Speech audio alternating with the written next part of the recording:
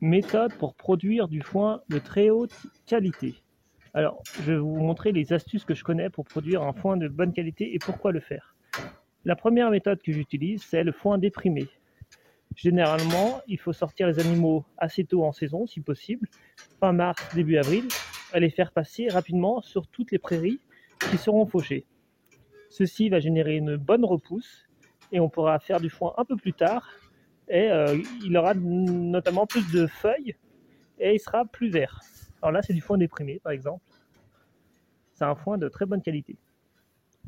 La deuxième méthode pour produire un foin de bonne qualité que j'utilise, c'est le séchoir en grange. Alors là, on va rentrer pour ma part le foin en vrac via une autochargeuse et la fin du séchage sera faite avec un séchoir.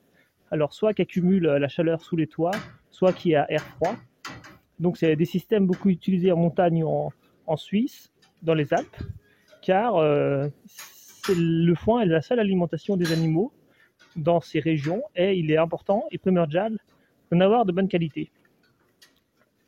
Une autre méthode pour produire un foin de bonne qualité, c'est la composition de l'herbe.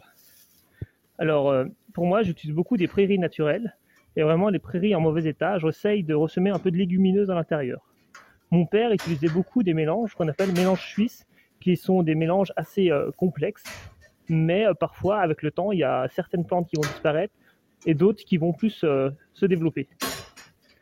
Donc j'essaye notamment d'introduire parfois de la luzerne et depuis quelques temps, j'essaye le sainfoin que je trouve plus intéressant que la luzerne. Mais dans l'ensemble, il faut également faire attention à la fertilisation des champs. Un champ bien fertilisé, en qualité, sera plus propice à produire un foin de meilleure qualité. Donc moi, tous mes champs sont fertilisés au fumier. Je n'utilise plus d'engrais et j'ajoute régulièrement des apports de calcium et magnésium. Donc j'achète régulièrement des sacs de calcimère, qui est un mélange de coquillages, d'algues, et qui va permettre de faire un amendement de calcium. Et je vois clairement que les sols sont plus vivants et ils absorbent mieux, il y a une meilleure rétention des matières fertilisantes, notamment en renforçant le complexe argilo-humique. Donc tout ce qui est amendement et fertilisation, alors pas forcément en quantité, vouloir produire uniquement de la quantité n'est pas forcément bon, car ça peut être au détriment de la qualité. Il faut trouver un juste équilibre.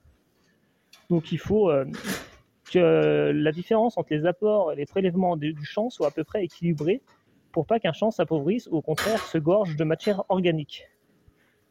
Donc le foin, lorsqu'il est, je trouve, peu tassé, notamment en vrac ou en balle ronde, il est de meilleure qualité que s'il est produit en très haute densité, je trouve, car ça va être beaucoup plus technique d'extraire l'eau restante. Donc le foin, il faut qu'il soit suffisamment sec, mais il faut également faire attention au fanage, ne pas faner trop vite pour ne pas briser les feuilles, notamment sur les légumineuses. Il faudra faucher assez tôt en saison, mais pas trop, car ça sera au détriment de l'activité des abeilles. Donc il faudra trouver également un juste équilibre. Alors pourquoi faire du foin de bonne qualité? Alors pour moi, c'est important, car tous les animaux sont nourris au foin. Je n'utilise pas d'herbe en rubanée ou d'ensilage de maïs. Donc l'herbe, c'est vraiment très importante. Donc les animaux sont alimentés au pâturage l'été et au foin l'hiver. Et pourquoi produire de la bonne qualité? Simplement, car si on produit un foin de mauvaise qualité en termes d'UFL ou de PDI, donc glucides et protéines, on sera obligé, pour assurer soit une production de lait, de viande ou une croissance de génisse, d'utiliser des céréales. Et les céréales sont de plus en plus coûteux et pour moi, ils doivent rester marginales. Donc je vais également essayer de trouver une autre optique. Je vais tester notamment des vaches qui valorisent mieux l'herbe. Alors ici, on a de la vache montbéliarde. Et je vais essayer de faire des essais avec de la tarine, de l'abondance ou de la jersiaise, qui sont des vaches renommées très rustiques et qui valorisent très bien l'herbe. Donc ça, c'est aussi important d'avoir des animaux ayant un système digestif valorisant très bien les fourrages grossiers.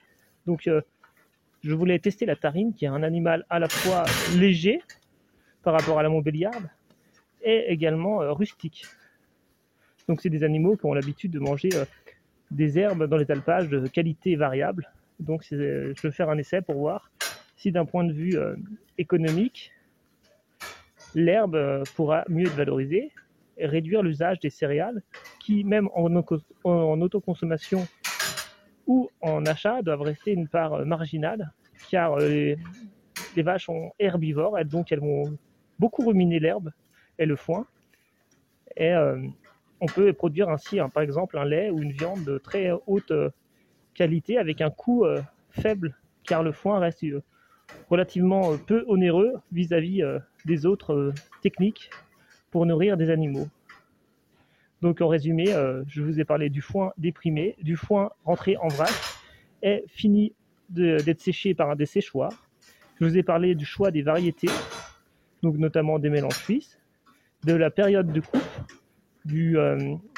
la qualité du fanage, des types de races qui valorisent plus ou moins l'herbe, et de la densité du foin, donc le foin en vrac sera meilleur que le foin haute densité, des espèces, d'avoir du foin équilibré en légumineuses et graminées. Voilà pour cette vidéo sur le foin et sa qualité essentielle.